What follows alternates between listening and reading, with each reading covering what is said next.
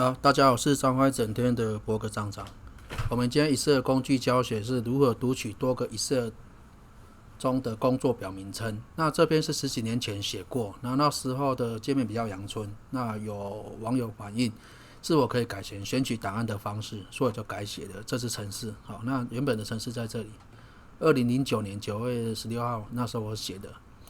那会写这个功能是因为有人会在Excel中储存很多工作表，借由这个程式可以知道每个档的工作表有哪些差异。那早期就只能这样吗？自己写副档名，然后你要读档案在这边写哪个又读取的档案名称，然后多档案就自己往下加，这是早期的然后读完以后，它就会有哪一个档案哪一个工作表这是比较早期写法，因为那时候还在学习，没有那么厉害。然后说我就是有网友反映，我就重写那我们来看一下。那重写后，你就去读取多个 Excel 的工作，或加个 V2 你就按一下这个下载，然后往下拉，然后这个点它10秒钟。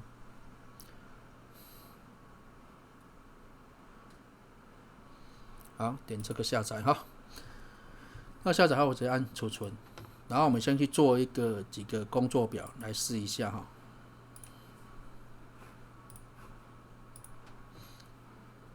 那早期写的话在同一个目录了，现在改成选档案就可以不用在同一目录那没有影响。好，那下载后启用编辑，还有启用内容这两个按过一次就不会再出现了那多了几个按钮清除档案选取跟选取你要选取要档案，那自己打也可以，同个目录可以不用打，就是往下拉。然后显示工作表名称。好，那我们先建几个来做一下我先开一个简单的。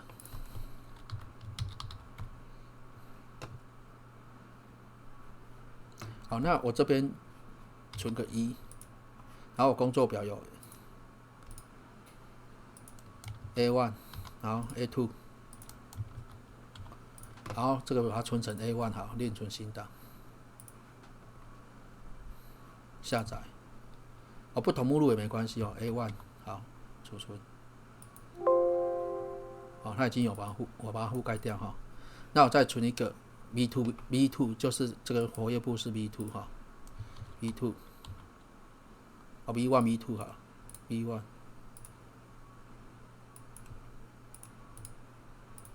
V2 这样，然后另存新档，下载 V2。好，储存。好，那就把它我们刚刚讲，在这边你可以是选取你要合并的档案。好，那像刚刚我的是 A， 好，直接选好，这边选取档案。那 A1 跟 V2 确定，它就会选取了。然后如果同一个目录这边可以不用填，那我现在就直接帮你用这种方式写，然后开始显示档案工作表名称，按下去。它执行完的时候会在结果这边跟你讲好，读取活跃部完成，那你就按一下这边，你就会看到你的 A1 有 A1 工作表 A2 工作表 V2 有 V1 工作表 V2 工作表那这样就方便你去做读取档案的功能那如果你是同一个目录，这边可以不用打。假设我现在目录很多，我是流水你可以这样往下拉类似像这样然后它在同一个目录，那假设我这没有填的时候也不会错误那就做一次给大家看显示工作表名称，它就是这个档要跟你要读取的档要同一个目录就可以了。好，那一样做完了，这边看好像做完了那如果你选取的档案这边是清空然后你要选取的档案是不同目录，假设我现在选一个是 A1 在这里确定。好，那你可能要再选其他档案，它可以再往下选那你就选取。那假设我要选的是我的Excel好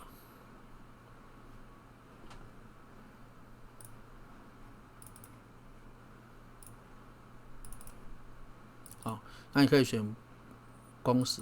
作时间，你就选不同目录它一样可以做然后你就按显示工作表名称。说不一定要同一个目录，那早期只能同一个目录，然后你不能选档案，然后你只能一个档案自己往下打所以现在因为